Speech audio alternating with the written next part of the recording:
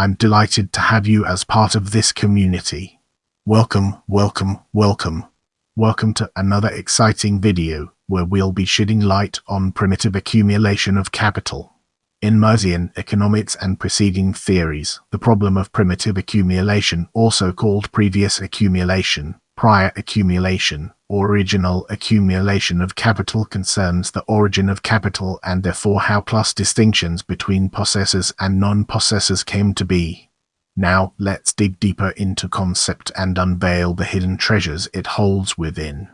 Adam Smith's account of primitive original accumulation depicted a peaceful process in which some workers labored more diligently than others and gradually built up wealth, eventually leaving the less diligent workers to accept living wages for their labor. Karl Marx rejected such accounts as insipid childishness for their omission of the role of violence, war, enslavement, and conquest in the historical accumulation of land and wealth. Marxist scholar David Harvey explains Marx's primitive accumulation as a process which principally entailed taking land, say, enclosing it, and expelling a resident population to create a landless proletariat, and then releasing the land into the privatized mainstream of capital accumulation. Marx viewed the colonization of the Americas, the African slave trade, and the events surrounding the First Opium War and Second Opium War as important instances of primitive accumulation. In the German Ideology and in Volume 3 of Capital, Marx discusses how primitive accumulation alienates humans from nature. Let's transition to naming and translations and uncover its significance. The concept was initially referred to in various different ways, and the expression of an accumulation at the origin of capitalism began to appear with Adam Smith. Smith, writing The Wealth of Nations in his native English, spoke of a previous accumulation. Karl Marx, writing Das Kapital in German, reprised Smith's expression by translating it to German as original, initial. Marx translators, in turn, rendered it into English as primitive. James Stoyart, with his 1767 work, is considered by some scholars to be the greatest classical theorist of primitive accumulation. As we venture forward, let's examine myths of political economy in detail and gain a deeper appreciation for its significance. In disinterring the origins of capital, Marx felt the need to dispel what he felt were religious myths and fairy tales about the origins of capitalism. Marx wrote, "What must be explained is how the capitalist relations of production are historically established, in other words, how it comes about that means of production become privately owned and traded, and how capitalists can find workers on the labor market ready and willing to work for them because they have no other means of livelihood, also referred to as the reserve army of labor." In the upcoming section, we'll be dissecting link with colonialism and exploring its implications in greater detail. At the same time as local obstacles to investment in manufactures are being overcome, and a unified national market is developing with a nationalist ideology, Marx sees a strong impulse to business development coming from world trade. In this part of the video, we'll be diving deep into privatization and unraveling its profound impact. According to Marx, the purpose of primitive accumulation is to privatize the means of production so that the exploiting owner class can profit from the surplus labor of those who, lacking other means, must work for them. Marx says that primitive accumulation means the expropriation of the direct producers and, more specifically, the dissolution of private property based on the labor of its owner, self, and private property that is based, so to speak, on the fusing together of the isolated, independent laboring individual with the conditions of his labor, is supplanted by capitalistic private property, which rests on the exploitation of the nominally free labor of others, i.e., wage labor emphasis added. In this section, we'll be peeling back the layers of social relations of capitalism to reveal its true essence. In the last chapter of Capital, Volume I, Marx described the social conditions he thought necessary for capitalism with a comment about Edward Gibbon Wakefield's theory of colonization. This is indicative of Marx's more general fascination with settler colonialism and his interest in how free land share, more accurately, lands seized from indigenous people, can disrupt capitalist social relations. Now, let's shift our perspective and explore ongoing primitive accumulation from a different angle. Orthodox Marxists see primitive accumulation as a process beginning in the late Middle Ages and finishing with the rise of capitalist industry, situated entirely within the transition from the feudal mode of production to the capitalist mode of production.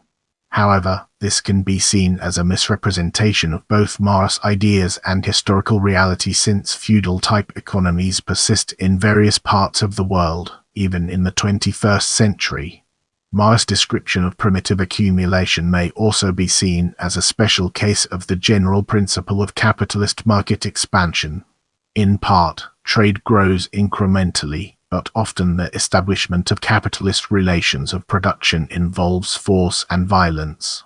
Transforming property relations means that assets previously owned by some people are no longer owned by them but by other people, and making people part with their assets in this way involves coercion.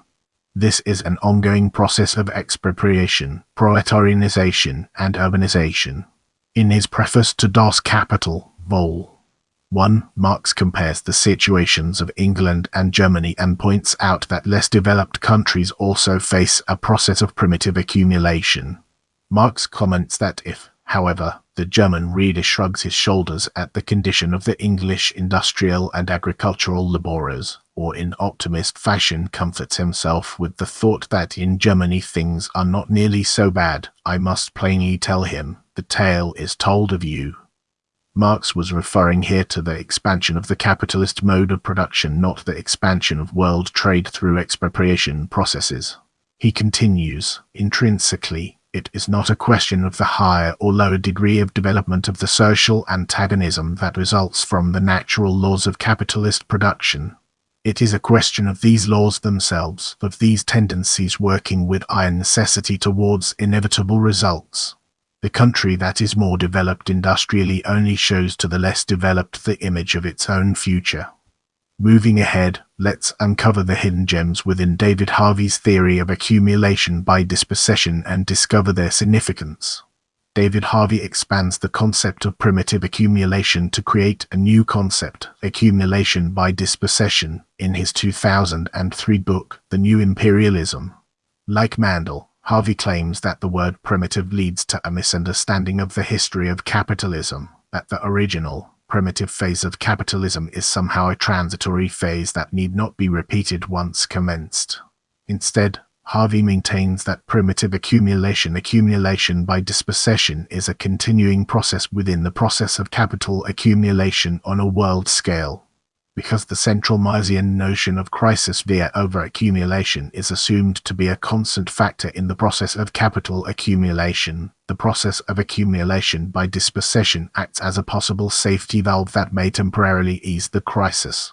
This is achieved by simply lowering the prices of consumer commodities, thus pushing up the propensity for general consumption, which in turn is made possible by the considerable reduction in the price of production inputs. Should the magnitude of the reduction in the price of inputs outweigh the reduction in the price of consumer goods, it can be said that the rate of profit will, for the time being, increase. Thus, Harvey's theoretical extension encompasses more recent economic dimensions such as intellectual property rights, privatization, and predation and exploitation of nature and folklore. Privatization of public services puts enormous profit in capitalists' hands. If it belonged to the public sector, this profit would not exist. In this sense, profit is created by the dispossession of peoples or nations.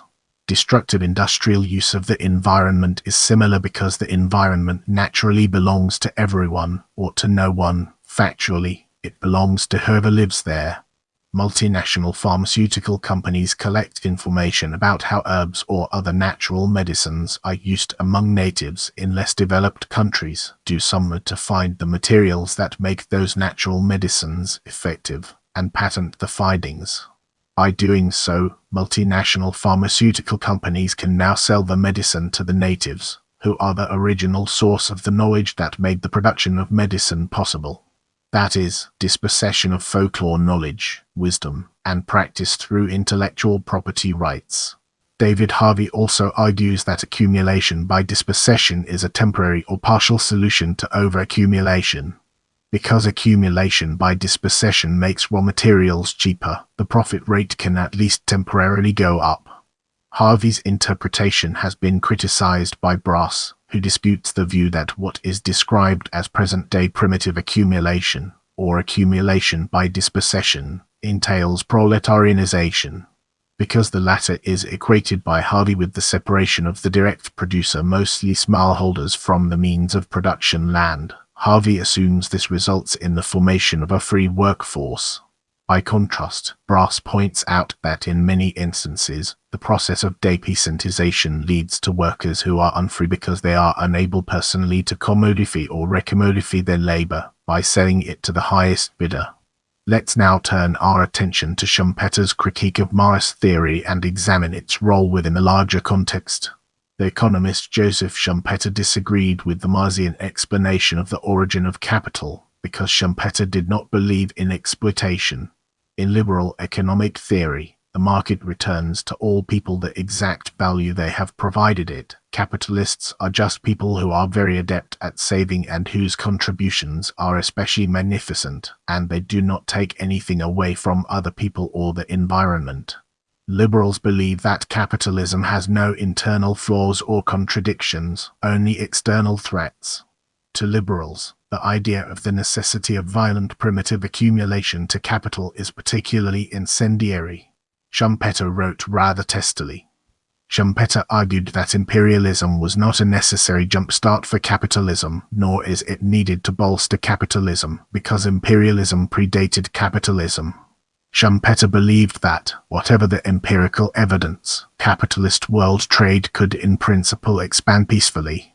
Where imperialism occurs, Schumpeter asserted, it has nothing to do with the intrinsic nature of capitalism itself, or of capitalist market expansion. The distinction between Schumpeter and Marx here is subtle. Marx claimed that capitalism requires violence and imperialism first, to kickstart capitalism with a pile of booty and to dispossess a population to induce them to enter into capitalist relations as workers, and then to surmount the otherwise fatal contradictions generated within capitalist relations over time. Schumpeter's view was that imperialism is an atavistic impulse pursued by a state, independent of the interests of the economic ruling class. Thank you for watching. I appreciate your support and I'll see you in the next video.